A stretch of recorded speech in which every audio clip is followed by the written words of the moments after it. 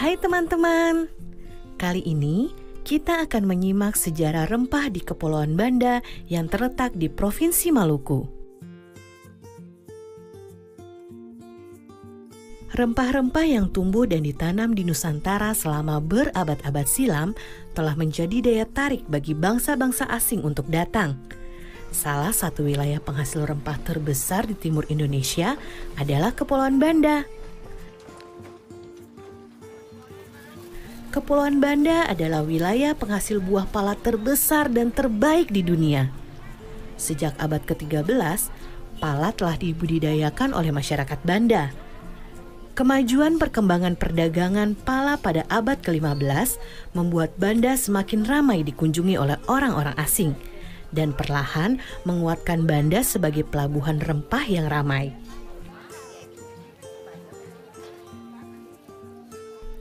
Sudah sejak lama, pala dimanfaatkan untuk berbagai kebutuhan hidup manusia. Pada abad ke-9, di Mesir dan India, pala digunakan sebagai pengawet jasad. Masih banyak lagi manfaat buah pala lainnya. Daging buah pala dapat dibuat sirup. Fuli atau kulit pembungkus biji pala dapat dimanfaatkan untuk membuat parfum, dan biji pala dimanfaatkan untuk obat-obatan, bumbu masak, kosmetik, dan minyak astiri. Berbagai manfaat buah pala inilah yang membuat bangsa Eropa sejak abad ke-16 berlomba-lomba datang ke Banda. Pada abad pertengahan, harga pala di pasar Eropa sangat mahal. Kalau dibandingkan dengan zaman sekarang, seperti gadget canggih yang harganya bisa puluhan juta rupiah. Tahukah teman-teman, kalau rempah-rempah Maluku telah dimanfaatkan sejak zaman Romawi. Pala dibawa ke Eropa oleh para pedagang Cina yang singgah di Maluku. Pala juga dibawa oleh para pedagang India melintasi Asia Tengah dan Asia Barat. Dari situlah kemudian pala tersebar ke berbagai penjuru dunia.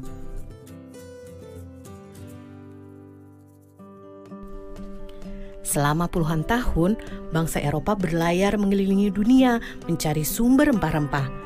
Bangsa Portugis menjadi yang pertama kali mendarat di Banda pada tahun 1512. Kedatangan bangsa Portugis kemudian disusul oleh kedatangan bangsa Belanda pada tahun 1599. Inggris pun tak mau kalah. Mereka menyusul Belanda datang ke Banda pada tahun 1601. Persaingan Belanda dan Inggris memperebutkan pala di Banda akhirnya membuat Portugis tersisih.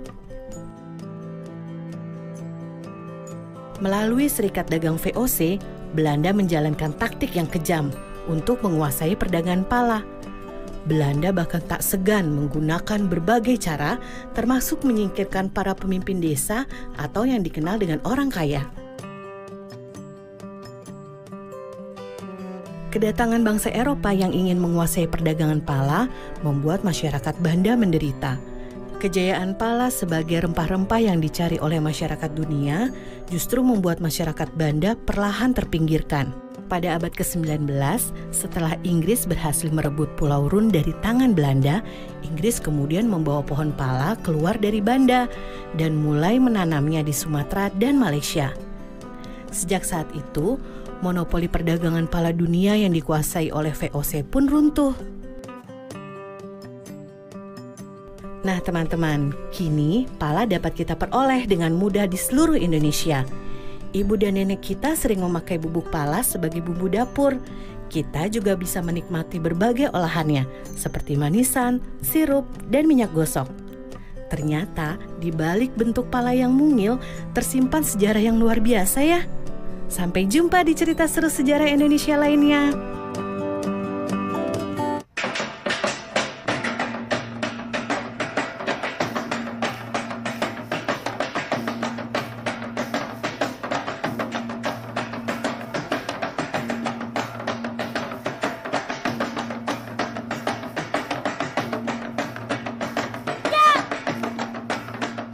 Halo Sobat Pelangi, berjumpa kembali dalam program kesayangan kita, Pelangi Nusantara.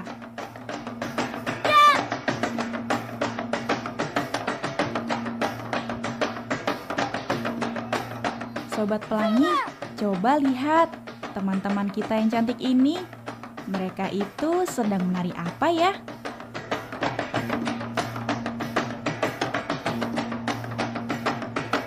Oh, tari soya-soya.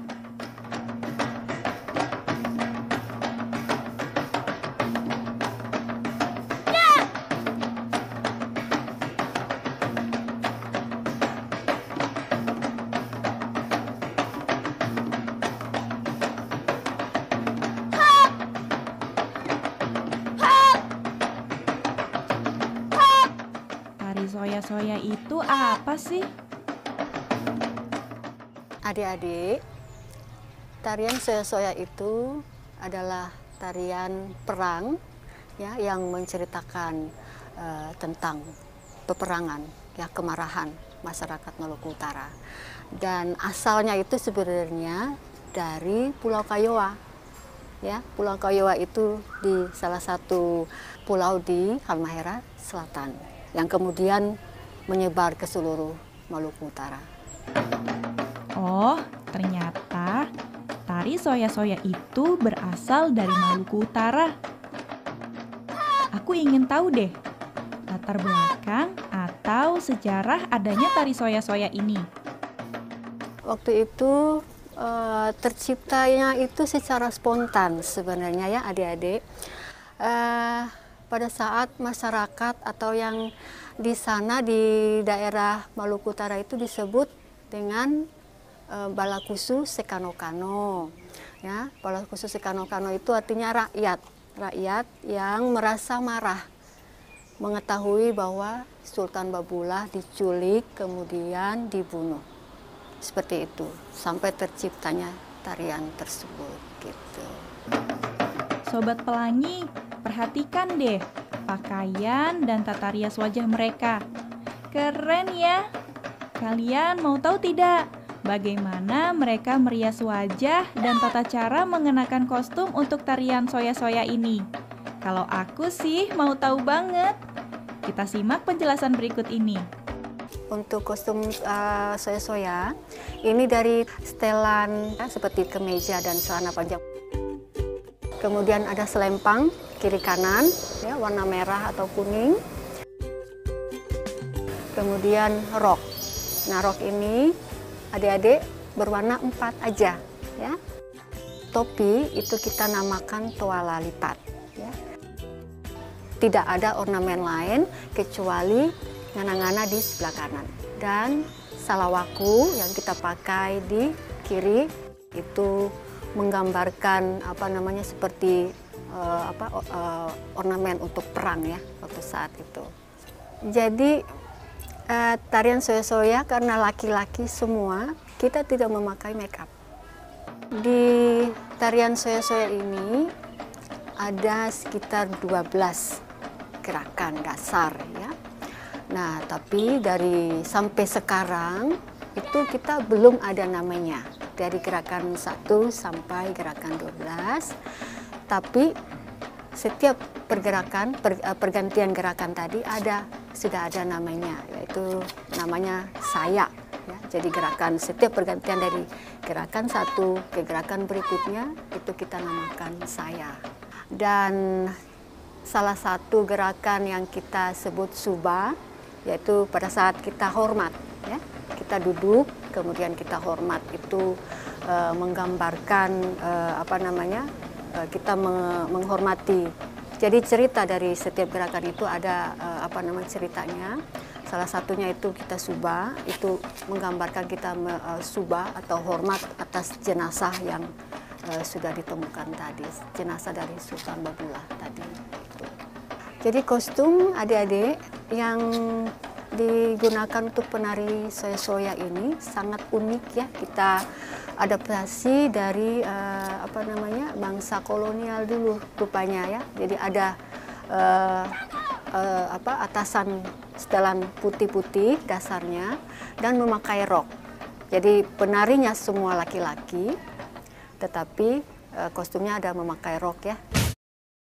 Sobat Pelangi, tadi kita sudah menyaksikan tata cara menggunakan kostum. Bagaimana kalau sekarang kita mempelajari gerakannya? Setuju? Simak yang berikut ini ya.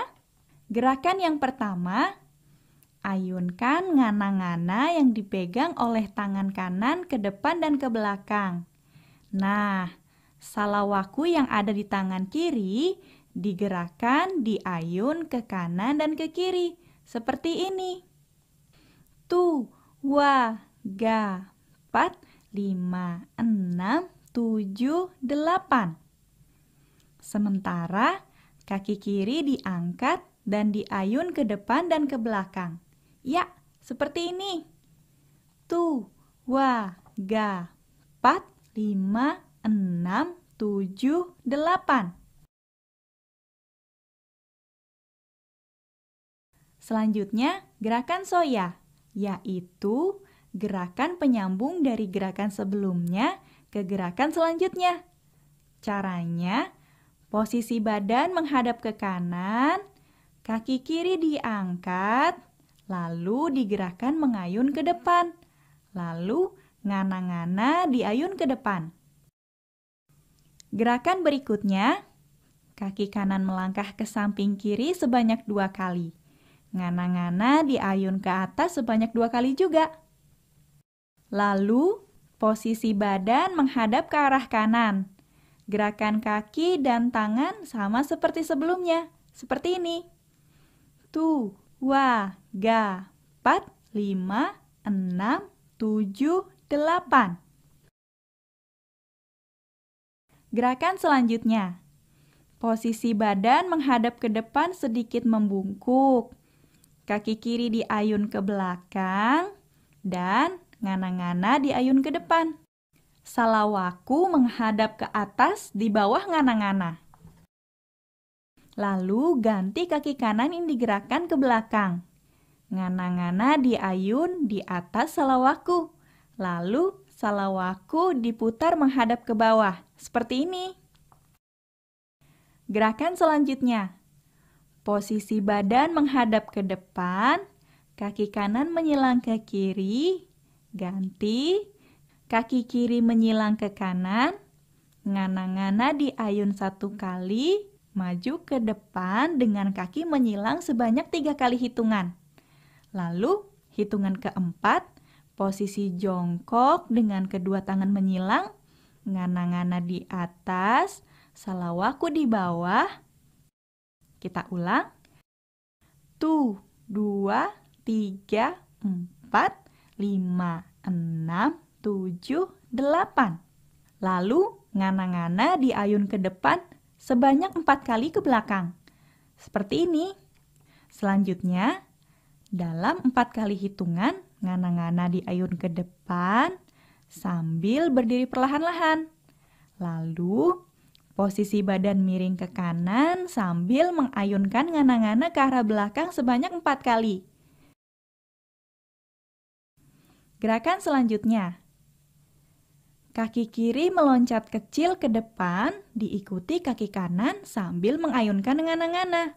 Lalu, loncat kecil ke belakang sebanyak 3 kali. Ngana-ngana dan salawaku diayun ke arah pinggang. Seperti ini. Tu, wa, ga. Tu, wa, ga. Gerakan selanjutnya. Sama dengan gerakan sebelumnya. Setiap hentakan, kedua tangan diayun ke atas dan mempertemukan antara ujung ngana-ngana dan salawaku. Seperti ini ya. Tu, wa, ga. 4, 5, 6, 7, 8. Tu, wa, ga. 4, 5, 6, 7, 8. Gerakan selanjutnya. Ayunkan kaki kanan dan kiri secara bergantian ke arah samping. Ngana-ngana dan salawaku berada di pinggang. Seperti ini. Tu, wa, ga. 4. Tu, wa, ga. 4. Gerakan selanjutnya. Lari-lari kecil ke depan sebanyak 2 langkah diakhiri dengan kedua tangan mempertemukan ujung ngana-ngana dan salawaku. Lalu berputar ke belakang setengah lingkaran sambil mengayunkan ngana-ngana sebanyak 3 kali hitungan.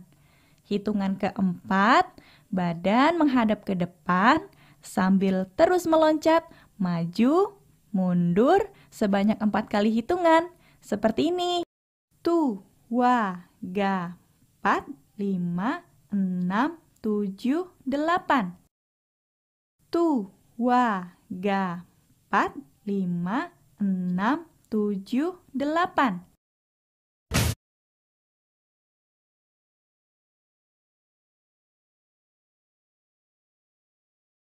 Gerakan selanjutnya.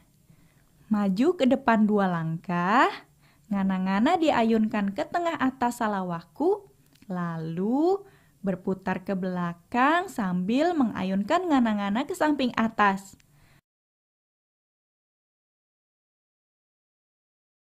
Tu, wa, ga, 4, 5, 6, 7, 8. Tu, wa, ga, 4, 5, 6, 7, 8. Gerakan selanjutnya. Kaki loncat ke depan dan ke belakang. Diikuti dengan ngana-ngana dan salawaku diayun ke depan dan ke belakang. Lalu balik kanan, loncat kecil dengan 4 kali hitungan. Seperti ini. 2, 3, 4, 5, 6, 7, 8.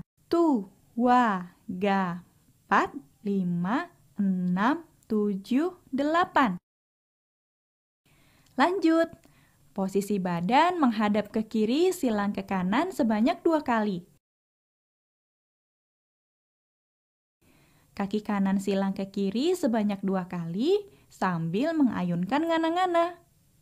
Seperti ini. 2, 3, 4, 5, 6, 7, 8. Lalu, lakukan gerakan seperti sebelumnya, tapi sambil memutar. Seperti ini.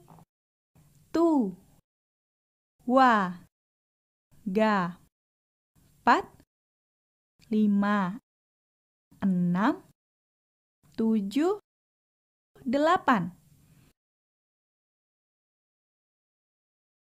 Bagaimana Sobat Pelangi? Tidak sulit kan? Kalian harus rajin berlatih agar bisa menguasai gerakan tari soya-soya ini. Kita coba pakai musik yuk.